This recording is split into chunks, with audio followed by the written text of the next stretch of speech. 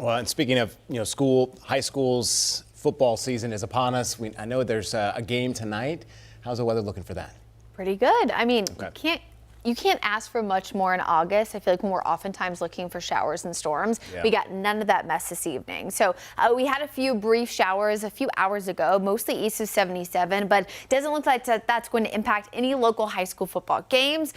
Forecast still pretty warm out there, upper 80s, but not dealing with any storm activity and some slightly lower humidity, I think is a really, really nice way to kind of kick off the season there. Boone, it feels the best, right, with dew points in the 50s right now, but we're going to see everybody get a nice little treat as we enter the weekend. Everyone looks gorgeous. I mean, we talk about high school football. How about the Kannapolis Cannonballers? I got a game tonight, first pitch in about 45 minutes or so. Concord, Charlotte Motor Speedway. We got a lot of sports going on and everything looks fabulous. WCNC Doppler radar is nice and dry. You can see that little sprinkle that popped off very briefly there, that is up towards Stanley County. Elsewhere is dry. And really the main driving force for kind of where those showers were popping up earlier is this cold front. As this shifts to the north and east, we are going to see that rain chance pretty much diminish completely, and then our eyes turn to this cold front.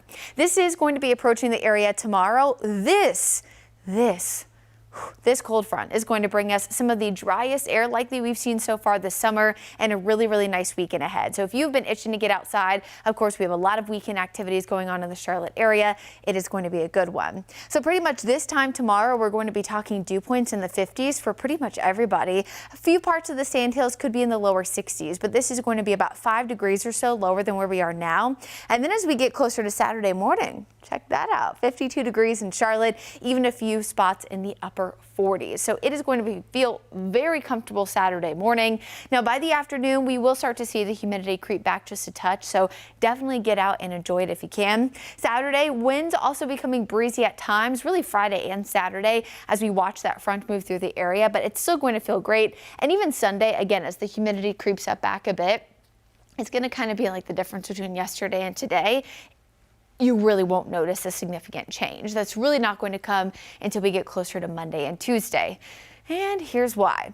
If you have been keeping up to date as of late, we've been talking about it, but of course I know they are nationally as well. We've had a really strong dome of high pressure really taking control of most of the deep south and the Midwest over the past few weeks. This is the reason why rain chances have been suppressed, but the heat and all the heat records have been set over the past few weeks. Well, that dome of high pressure returns for the upcoming week, and that will include us here in the Carolinas, but even more so for portions of the deep south and the upper Midwest, especially Tuesday, Wednesday.